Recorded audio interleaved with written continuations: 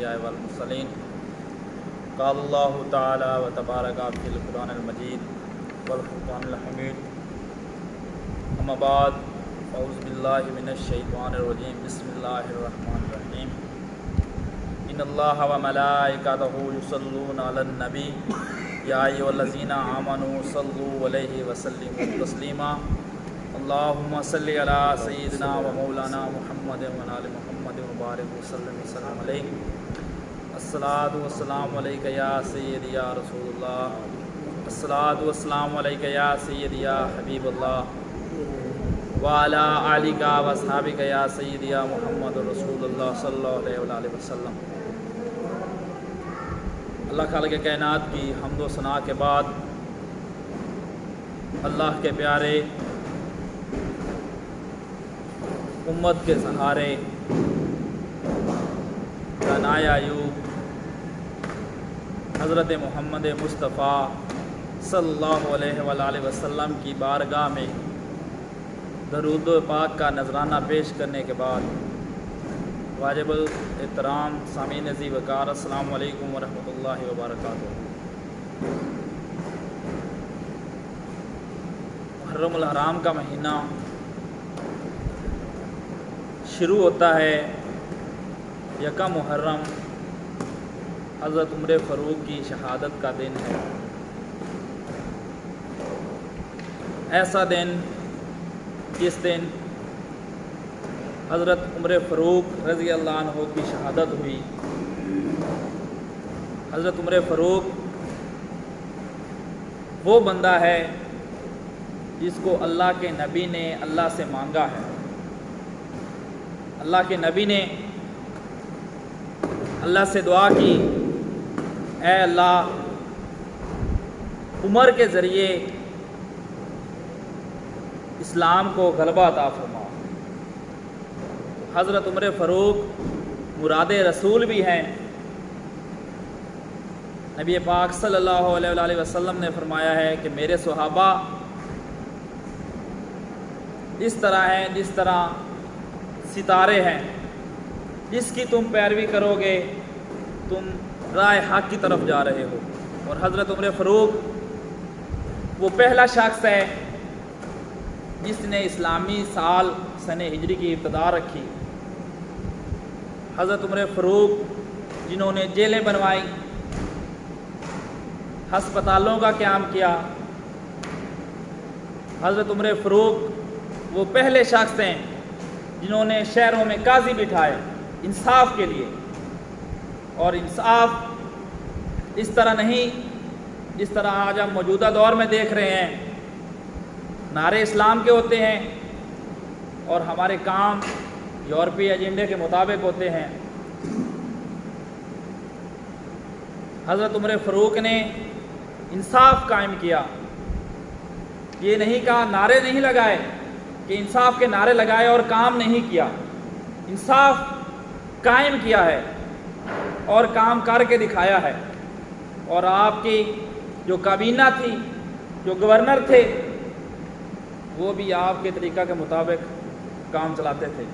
اور حضرت عمر فاروق انہوں نے اپنی زندگی اتنی سادگی سے گزاری کہ آپ کے جو کپڑے ہیں، آپ کے کپڑوں کو 14 پیمان لگے ہوتے تھے اور پتہ نہیں چلتا تھا کہ یہ امیر المومنین ہے یا کوئی غلام ہے۔ انہوں نے اپنی زندگی اس طرح سادگی سے گزاری۔ حضرت سعید بن عامر کو آپ رضی اللہ عنہ نے گورنر بنا کے بھیجا کسی صوبے کا۔ تو آپ جس کو گورنر بناتے تھے، وزارت دیتے تھے، تو اس کا پتہ بھی کرتے تھے۔ یہ نہیں ہوتا تھا کہ وزارتیں بنا کے بھول جاتے تھے۔ آج تو وزیر کے پیچھے پتہ نہیں کتنا پروٹوکول ہوتا ہے، کتنے بندے ہوتے ہیں اس کے پیچھے۔ اور ایم پی ایم این اے ہمارے علاقے کے خبر گیری نہیں کرتے، ہمارا حال تک نہیں پوچھتے۔ جب ووٹ کی ضرورت ہوتی ہے تو وہی ایم پی ایم این اے ہمارے گھروں میں منتیں سماجتیں کرتے ہیں۔ آج ہم جس طرح پس رہے ہیں کوئی پوچھنے والا نہیں۔ ایم پی ایم این اے اپنے گھروں میں سکون کر رہے ہیں، جب الیکشن کا دور آئے گا تو وہی ایم پی ایم این اے ہمارے دروازوں پر دستکیں دیں گے، ہمدردیاں بانٹیں گے۔ تو یہ اس طرح کا نہیں نظام۔ حضرت عمر فاروق نے جو گورنر لگائے ان کی خبر گیری کرتے تھے اور باقاعدہ مسجدوں میں اجتماع کرتے، لوگوں کو بلاتے اور لوگوں سے پوچھتے کہ کیا تمہیں اس وزیر سے کوئی شکوہ ہے؟ جو وزیر میں نے لگایا ہے، جو گورنر میں نے لگایا ہے، کیا تم کو اس سے کوئی شکوہ ہے، کوئی شکایات ہیں؟ حضرت عمر فاروق ان سے پوچھتے تو حضرت سعید بن عامر کو حضرت عمر نے گورنر لگا دیا ایک صوبے کا۔ تو حضرت عمر ان کے پاس مال غنیمت کہیں سے آیا، انہوں نے اس صوبے کا جو خزانچی تھا، خزانے کا وزیر تھا، اس کو خط لکھا کہ غریب بندوں کی لسٹ بھیج دیں تاکہ ان کو مال پہنچایا جائے۔ تو اس صوبے کے جو خزانچی تھے انہوں نے جو لسٹ بھیجی، اس میں چوتھے نمبر پر حضرت سعید بن عامر کا نام بھی تھا۔ حضرت عمر نے دیکھا سعید بن عامر کا نام ہے، وہ تو گورنر ہیں۔ خیر کچھ عرصے کے بعد حضرت عمر فاروق حضرت سعید بن عامر کے صوبے میں گئے اور لوگوں کو مسجد میں اکٹھا کیا اور پوچھا کہ بتاؤ کہ یہ گورنر تم سے کوئی زیادتی تو نہیں کرتا؟ کوئی شکایت ہے تم کو اس گورنر سے؟ تو انہوں نے کہا کہ ہمیں 4 شکایات ہیں اس گورنر کی۔ حضرت سعید بن عامر بھی بیٹھے تھے، حضرت سعید بن عامر نے کہا بتاؤ میری کیا شکایات ہیں؟ تو لوگوں نے کہا کہ پہلی جو شکایت ہے کہ حضرت سعید بن عامر ہمارے گورنر ہیں، پہلے فجر کے بعد یہ بیٹھتے تھے، ہم سے گفتگو کرتے تھے، لیکن اب یہ چلے جاتے ہیں، کافی عرصہ ہو گیا کہ یہ چلے جاتے ہیں فجر کے بعد ہمیں ملتے نہیں ہیں۔ دوسری شکایت یہ ہے کہ حضرت سعید بن عامر رات کو ہمیں ملتے نہیں ہیں۔ تیسری شکایت کہ ہفتے میں 1 دن بالکل نہیں ملتے۔ اور چوتھی شکایت کبھی کبھی روتے ہوئے بے ہوش ہو جاتے ہیں۔ حضرت عمر فاروق نے حضرت سعید بن عامر سے پوچھا کہ فجر کے بعد آپ کہاں چلے جاتے ہیں؟ تو حضرت سعید بن عامر رونے لگ گئے اور کہتے کہ اے امیر المومنین، اگر آپ نہ ہوتے تو میں یہ بات کبھی بھی کسی کو نہ بتاتا۔ فجر کے بعد جو میں چلا جاتا ہوں، میری بیوی بیمار ہے، 30 سال اس نے میرے ساتھ گزارے ہیں، اس نے میری خدمت کی ہے، اب وہ بیمار ہے کچھ عرصے سے، وہ چارپائی سے اٹھ نہیں سکتی، میں اس کی خدمت کرتا ہوں۔